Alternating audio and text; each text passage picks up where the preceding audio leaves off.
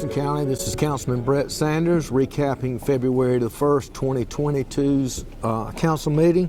We had 5 third readings today. The Equinox Mill site, third reading for a fee in lieu agreement, which will allow them to take advantage of any state or federal incentives or grants that may be available out there. It was a $39 million project, in a 1 to 5 year time frame, but have a community impact of almost $25 million. Also, we had 2 things we did to amend the Joint County Industrial Park that was a courtesy to Greenville County, which, as we said in the past, we have a reciprocal relationship with them. Anderson County will get 1% of tax revenue generated on their projects over there. Glad to be able to help Greenville County.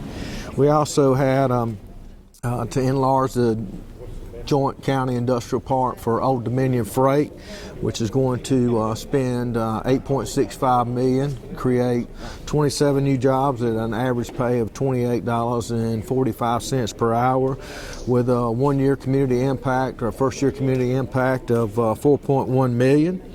We also had a fee in lieu agreement tonight with Project Faith, which was the 10 jobs I was talking about prior. That's 10 jobs, $2.8 million investment.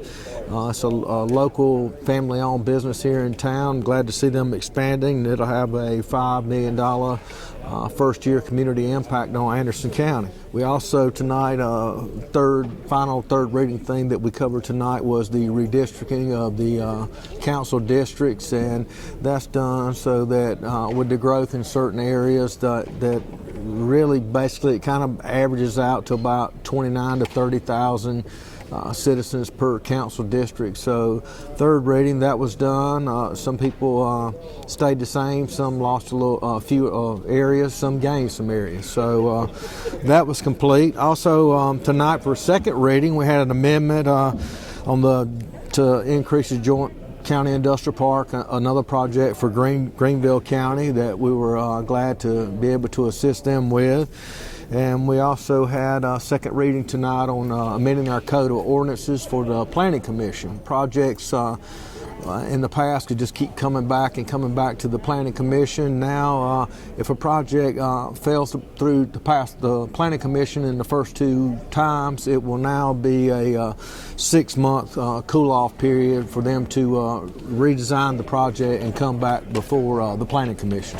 Also, tonight, first reading, we had a amendment to the Code of Ordinances for the Planning Commission for approval of certain dwelling units. It used to be with 100 parking spaces or less, it did not have to go before the Planning Commission, and now it is really, that was kind of a title-only reading. It's going to be a work in progress that we're going to address, I'm sure, in a committee format and with the county attorney to try to reduce that down to 14 or more units, which each one is allowed 2 parking spaces. So anything greater than 14 or greater would have to go before the Planning Commission for approval. We also had a resolution tonight to approve an agreement with REWA, which to provide sewer in an area that the county doesn't have sewer at Highway 8 and 85 around the 85 exits up there in that corridor, and that will allow REWA to provide sewer to those areas and hopefully allow some economic development in those areas.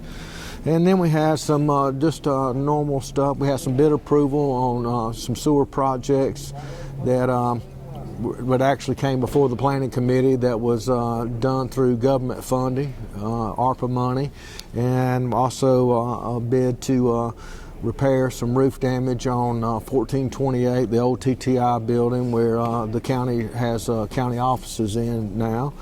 And we had 2 deals on at the Civic Center. One is coming down the Civic Center Boulevard right there, the wall there, and it has been really grown up in the past. We had it cleaned off, and there's some damage and stuff to the wall. We're going to straighten that out and address it with some landscape. So that'll be a good project, look good. And I believe it was Collins Landscape here in Anderson that won the bid, and I'm glad to see it's local and in a fine business such as Collins that won the bid. Also, there was a bid on the property adjacent to the old courthouse, the back side of the courthouse that's fenced in now. We've had several developments or companies come in to look to want to develop the property, but it wasn't anything that kind of fit in or blended in with the historic downtown area there. So the county's taken it upon themselves. We're going to clean that up, grass it. Won't be any. There'll be some sidewalks and things of that nature, but it will mainly just be a beautification project with a nice green space until council can decide on what would actually fit and be a proper fit for years to come in that area. That sums everything up tonight. I appreciate everyone tuning in, and everyone stay safe. Have a great evening. Thank you.